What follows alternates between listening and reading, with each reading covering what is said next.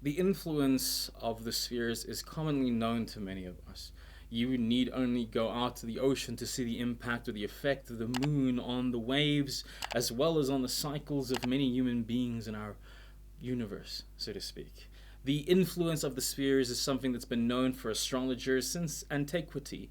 And even in today's modern science, we are discovering more and more how the impacts of electromagnetic fields and magnets upon the brain can change and alter behavior inside of us. Yet we are all influenced by the music of the spheres. These subtle vibrations and electromagnetic fields and the gravity impacts of these various fields that we are unconsciously aware of. In fact, there is a mystery behind why, when even white noise is taken away, the subtle subconscious sounds, how difficult it becomes for the brain to place itself. There is no doubt that magnetic fields of the planets impacts each of us. And horoscopes and astrology, all that gives generalized predictions. But I prefer the insight of an expert. Leading astrologer Bill Duvendack tells us this month of what's coming up for us and how best to prepare for those changes. Use this opportunity to plan your month ahead and calculate how these things may better impact you given your weaknesses and your strengths. Without further ado, let's get the word directly from Bill in this month's episode of The Astrologer. And remember to live deliciously.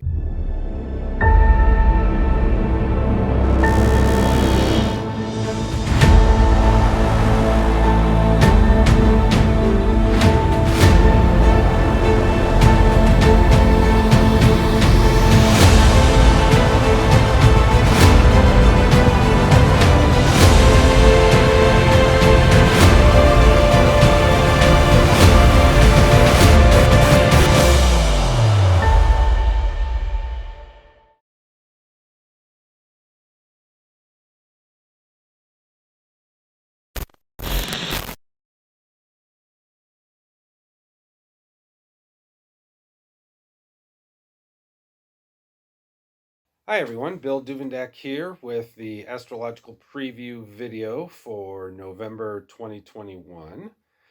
I hope everyone handled October well. It was quite the trip, as you could say. It was full of a lot of astrological motion, and I've got notes here in my notebook to keep me on track for November.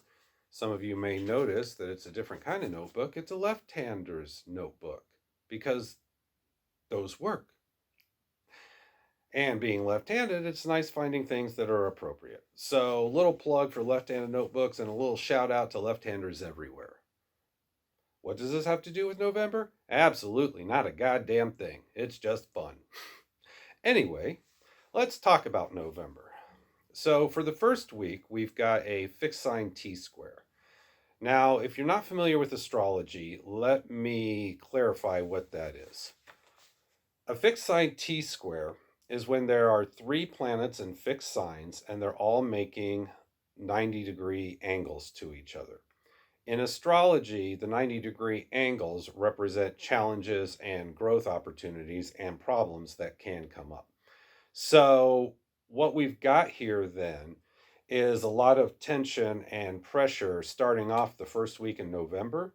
A lot of it is predicated on change, a lot of it is predicated on seeing where you're at, whether or not it's working, and what changes you can make to to accomplish quite a bit of growth.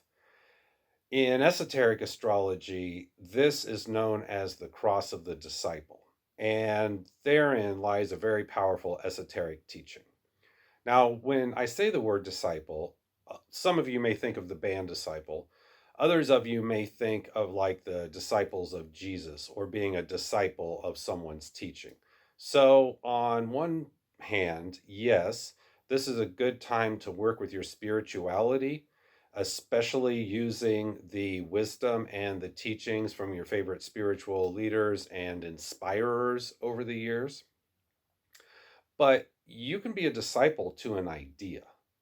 And I think that's an important point that a lot of people don't keep in mind is that this is a time when it is appropriate to walk your talk. So if you believe something to be true, this first week in November is all about living out your truth. Now, the key here is to make sure that you don't get wrapped up in the idea of ignorance or a closed mind. Sometimes that can happen to disciples where they get so fixated on the teachings for various reasons that if something better or something different comes along, then they reject it without giving it any clear thought. So, as much as the emphasis now is on being a disciple, it's also on recognizing where your teachings may be falling short in light of new information and in light of changes that have occurred in the recent past. In that way, it can be very, very challenging. This reminds me of one of the laws of karma. As soon as you declare something to be true for you, the universe will test you on that belief. I've talked about this recently in my class at Alchemy Gallery here in the States in Festus, Missouri. Let's use an example. Let's say that you declare through conversation to someone, oh, I don't believe blah, blah, blah is true. Well, then the universe is going to bring that situation to your door to test your mettle, to test your belief. And, let's face facts. Sometimes that's true, other times that's not. We have to recognize when it is true to stand by it and when it's not true to change our minds. So expect a lot of agitation for this week, but it's not necessarily bad agitation. It's more like your life is a snow globe, and for this first week, it's going to be turned upside down and shaken to kind of rattle your cage and get you to look at things from a new perspective and in a different light. That is going to be in effect until about the 7th or 8th or so. But right dab in the middle of it, we've got the new moon on the 4th. So not only is this going to be a time of testing your mettle, it is also going to be a time of new beginnings and releases. That's an important point. If you are suffering the effects of this fixed sign T-square and a belief that you had is no longer true, then the moral of the story is do away with the teaching. I don't care who gave it to you. I don't care if millions of others believe in it and you don't. Look at the evidence. Look at the facts in the case and make your decisions from there. Now, right on the heels of that new moon, we have Venus entering Capricorn on the 5th. That means that on the 3rd and the 4th, Venus is at the last degree of Sagittarius. And whenever a planet is at the last degree, it means that there are cycles coming to a close that have to do with the traits of that planet in that sign. So, for example, on the 4th, late on the 3rd, you may find the situations having to do with love and money come to a close of some kind. A cycle is completing. Since this is Venus in Sagittarius, you may find a lot of this has to do with truth. A lot of this may have to do with the fact that you're going from a mutable fire sign with Sagittarius, which is generally optimistic and flexible. And now when Venus enters Capricorn, it's all about authority. It's all about personal power. It's all about taking the initiative and leading by example. So you may undergo or you may experience an inner change.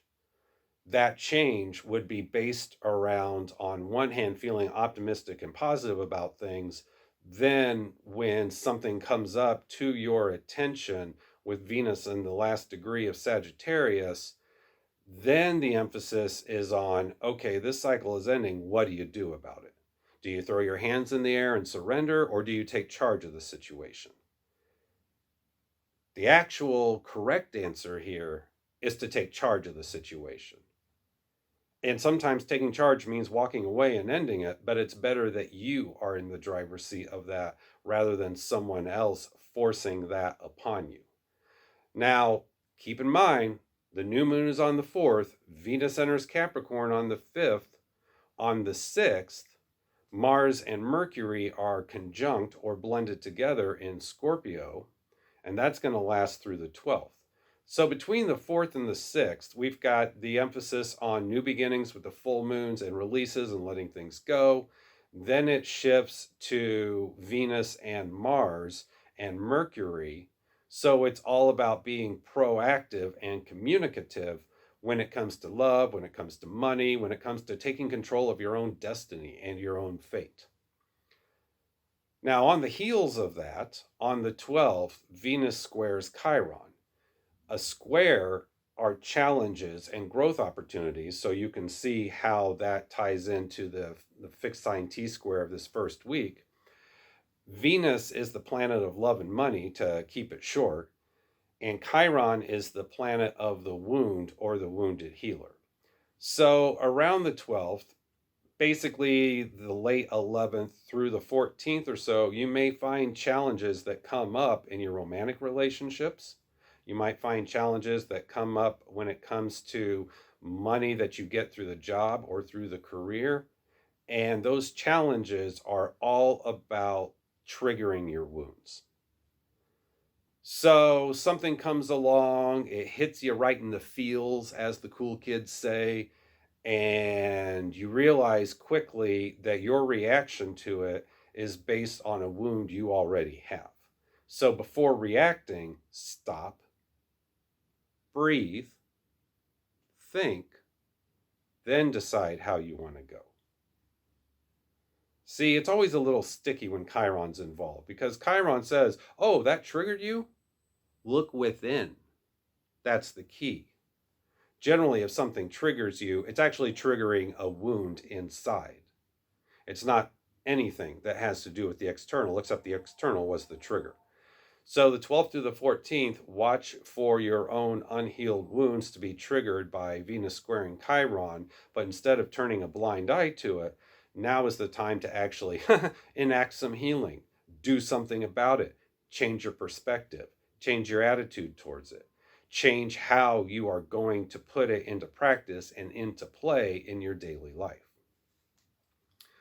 On the heels of that, because we all know that astrology is fluid and it just keeps moving, we have the moon conjunct Chiron. So we go from an emphasis on romantic relationships and money through the workplace to the emotions specifically. And when the moon is conjunct Chiron, it means we might feel those wounds a lot more deeper than we thought possible. It may open our eyes that perhaps we are not as healed as we thought we were.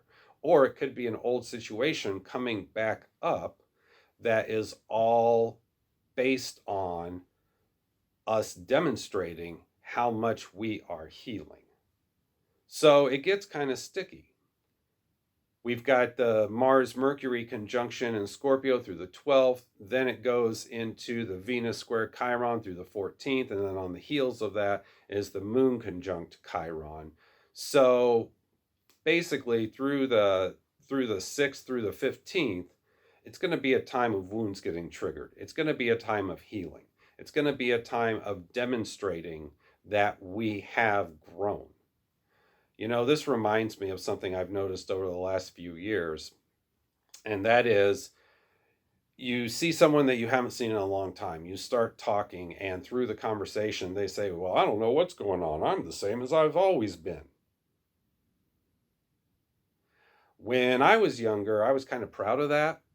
But then when I got older and grew up and got an education, I realized that's not a good thing. Change is the only constant. So someone who's always the same has never changed. They've never done any self-reflection. They've never done any growth. Yeah, it's a pain in the ass, isn't it? Because sometimes some things you don't want to change. Other times there's things you haven't changed just because you haven't gotten around to it, or just because it hurts, quite honestly. And that's what we can expect around the 15th, is we can expect our emotions to get triggered by this unhealed wound. And the good news is that's only going to last a day or two. So the evening of the 14th, the 15th, maybe the morning of the 16th, It's not going to last that long because the moon moves so fast.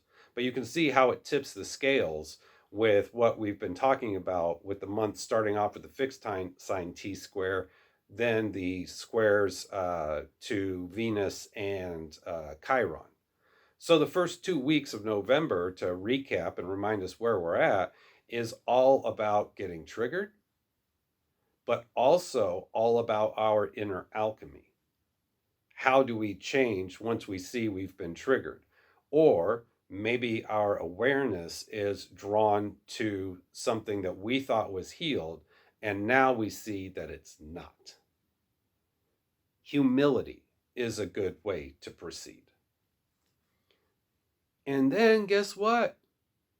We get some days that are quiet. It's kind of nice, isn't it? Well, as quiet as a waxing moon will be, because on the 19th, we have the full moon in Scorpio. So Scorpio is an intense sign.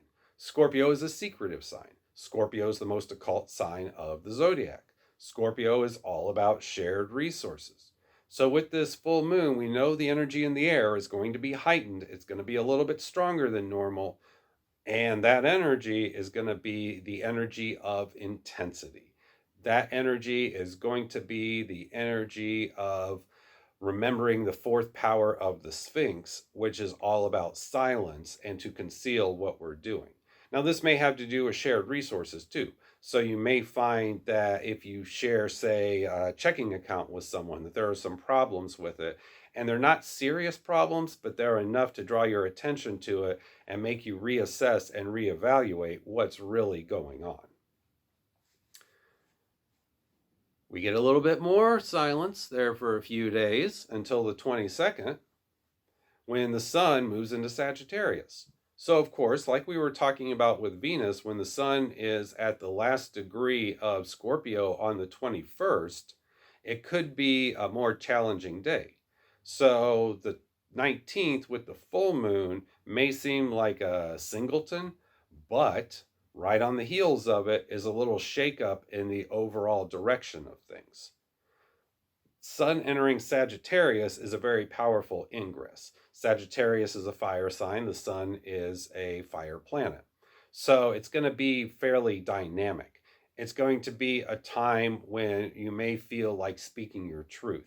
It's going to be a time when travel might be a good idea. It's going to be a time to take a second look at your investments. If you're in the Northern Hemisphere, this means reviewing your investments for the upcoming winter and changes that go with that.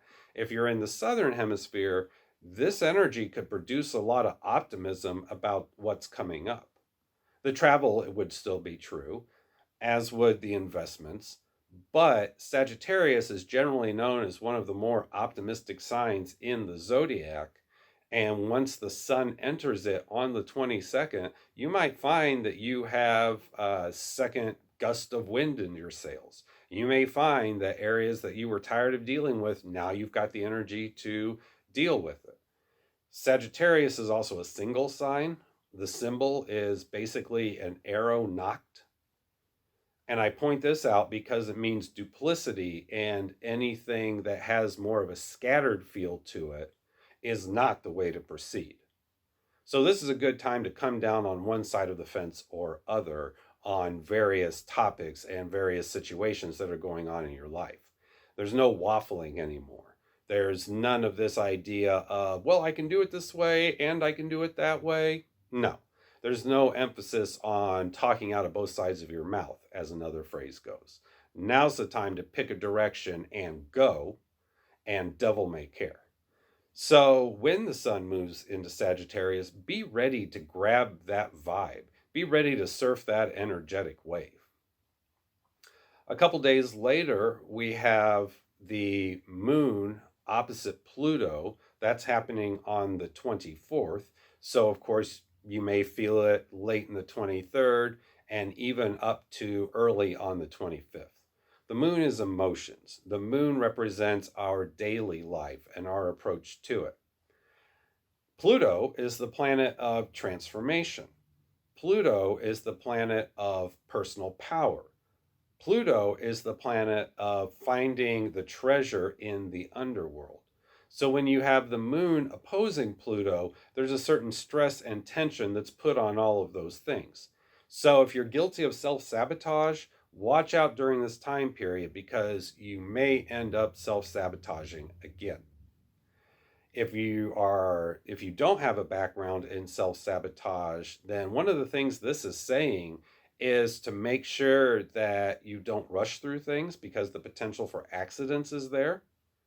Also, watch your temper. Watch out so that you don't accidentally put yourselves in position of potential violence. And tread lightly because you might be in the know because you're watching this video and everything that's going on with the cult of you, but your audience or other people in your life might be firmly oblivious to it. And we really can't fault them if they're not paying attention to astrology for this. It's just not part of their paradigm.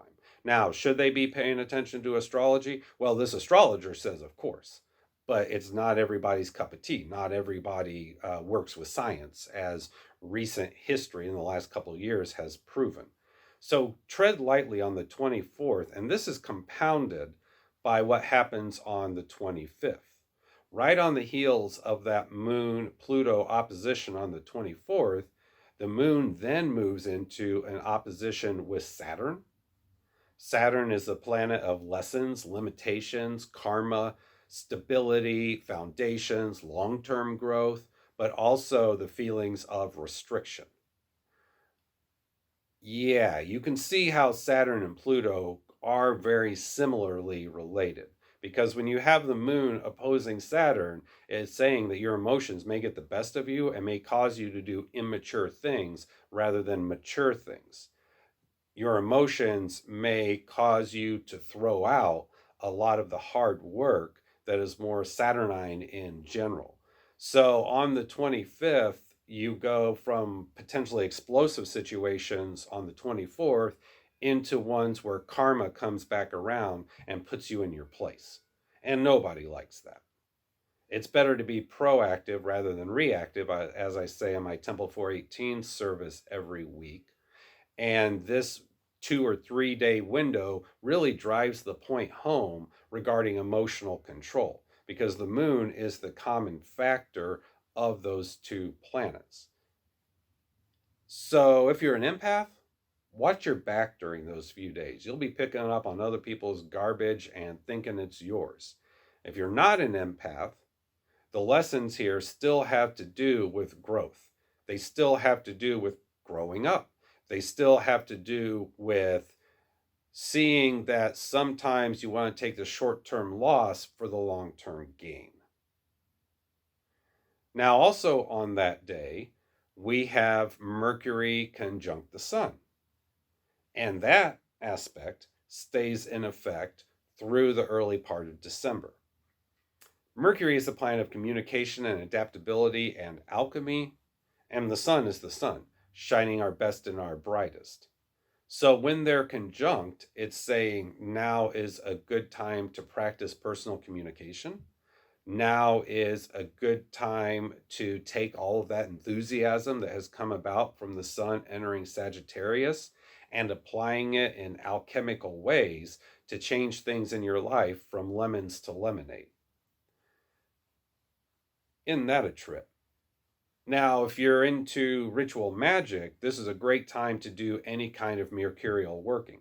So if you've been needing inspiration for a writing project, now's the time to do it. If you've been looking for a good time to make personal connections for networking and things like that, this is a good time to do it.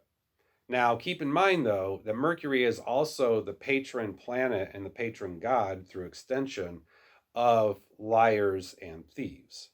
So during this time, those kind of people may have their game on point. So if you know somebody that fits those archetypes, now might be a time when they're a little bit sharper and more devious than normal. So watch your back with that. An easy way to work with this is to say what you mean and mean what you say. It's really that simple. That way, nobody gets you wrong. Or if they do get you wrong, then you know they're projecting their shortcomings onto you. And this also means be specific. Since Mercury is the planet of personal communication, it's also the planet of writing. It is the planet of words. So being exact in your speech is good to do during this time, whether your speech is oral or whether your speech is written. Yes, this is a little bit shorter of a video than normal, but as you can see from what I've been talking about, there's not a lot going on astrologically. And what is happening mostly has to do with testing you to see how far you've grown. So the first couple weeks are going to be all about that fixed sign T-square and shifting out of the old into the new. But then the second 2 weeks are all about the idea, once you've done that, how do you feel? And are those your emotions or are they someone else's? That's a deciding factor. If you live with people and you wake up on the wrong side of the bed and you just kind of start your day that way, you might want to ask yourself, am I really feeling this? Do I have anything happening in my life that justifies this bad mood?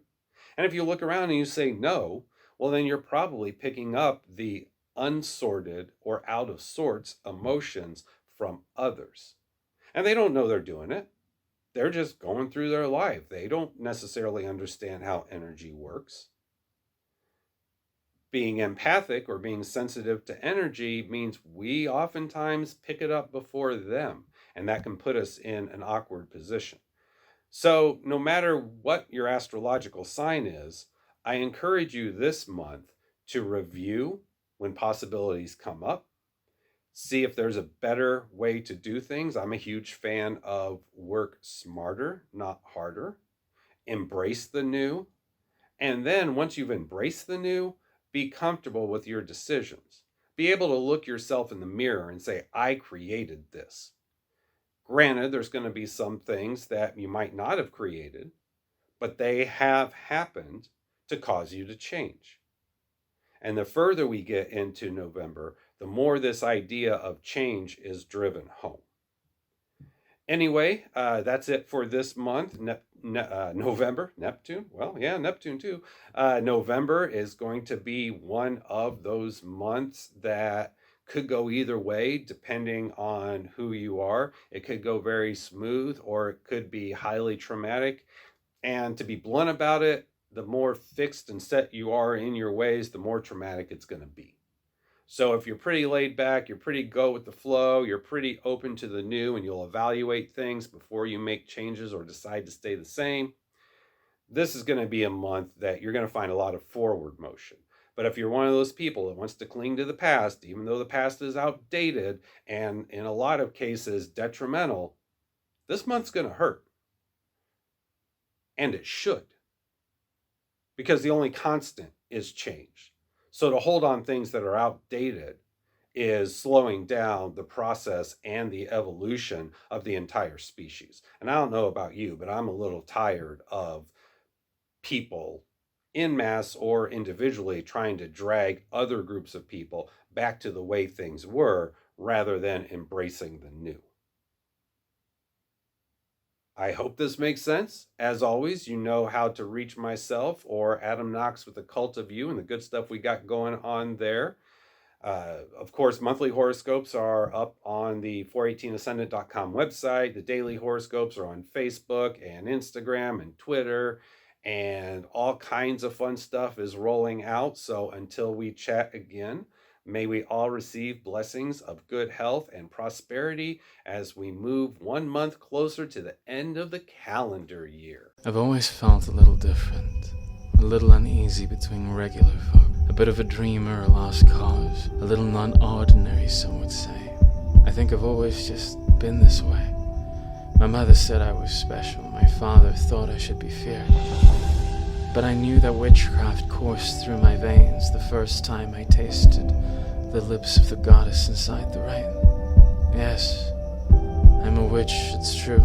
And sure, we are the ones who believe in the beauty of nature, who believe in the things science absent of art cannot explain, who instead of religion would have romance. And sure you may think we have lost our way, when in the world of predictable things we have such unfamiliar things that we would like to say. But maybe in a world so cold and alone, a little unfamiliar is exactly what is needed to show us the way home.